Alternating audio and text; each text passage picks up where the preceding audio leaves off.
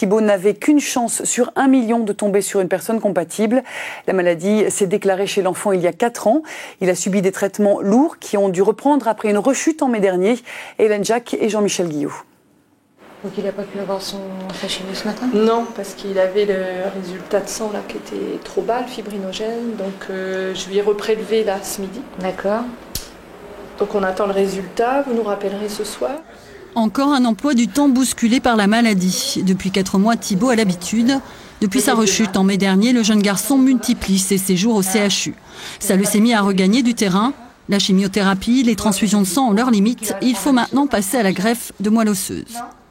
La gravité de la leucémie, elle peut se savoir dès le début.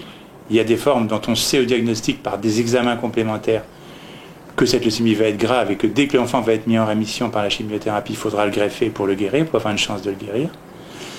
Il y a des enfants qui se présentent comme des enfants qui ont une leucémie banale et puis qui finalement vont s'avérer être résistants au traitement ou qui vont rechuter précocement et qui vont donc être greffés. Thibault fait donc partie des 10% d'enfants en attente de greffe.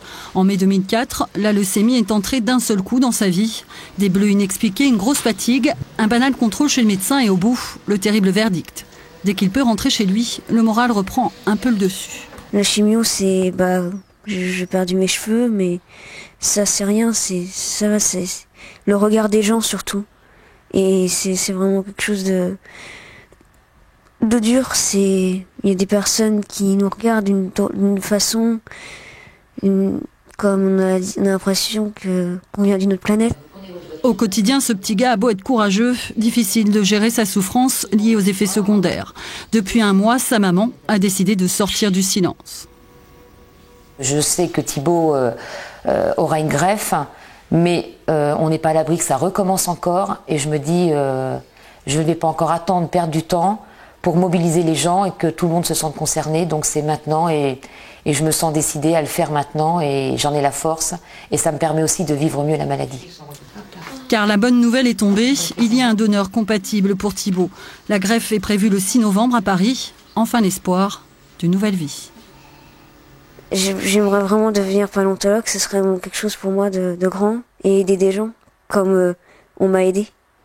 Et pour moi, la seule chose faut que j'aide quelqu'un. Si on m'a aidé, faut que j'arrive à l'aider parce que c'est vraiment... Je pourrais jamais remercier cette personne assez pour ce qu'elle a fait pour moi parce qu'elle m'a sauvé la vie. Depuis 1 heure, la maman de Thibault participe à une réunion d'information sur le don de moelle osseuse à la salle des spectacles de Carpiquet, une initiative lancée par l'établissement français du sang qui supervise les dons et les besoins. Le cas de Thibault n'est pas isolé. Dans la région, une quinzaine de personnes attendent elles aussi de trouver un donneur compatible. Le docteur Valérie Lefebvre, qui a suivi Thibault, était notre invitée dans notre édition de ce midi. Elle multiplie les actions pour attirer les donneurs, d'autant que le sujet reste encore méconnu par le grand public. On l'écoute. Vraiment ôter cette fausse idée qui est de 70% des cas effectivement, où on pense que la moelle osseuse et moelle épinière, c'est la même chose. Donc la moelle osseuse, c'est effectivement dans les os du bassin. Quand on s'inscrit sur ce registre de donneurs de moelle osseuse, où nous ne sommes que 160 000, c'est très très peu. Donc on fait la démarche, on va avoir un entretien médical, une prise de sang qui va déterminer le groupe HLA qui va permettre la compatibilité entre donneur et malade. Et pour devenir donneur, un numéro de téléphone, le 0800 20 22 24. Et pour en savoir plus sur ce dossier, venez retrouver l'information de France 3 Normandie sur notre site internet, france3.fr région Normandie. Vous retrouverez nos reportages, mais aussi l'intégralité des interviews de Thibault, de sa maman, mais aussi le lien avec le blog de Thibault.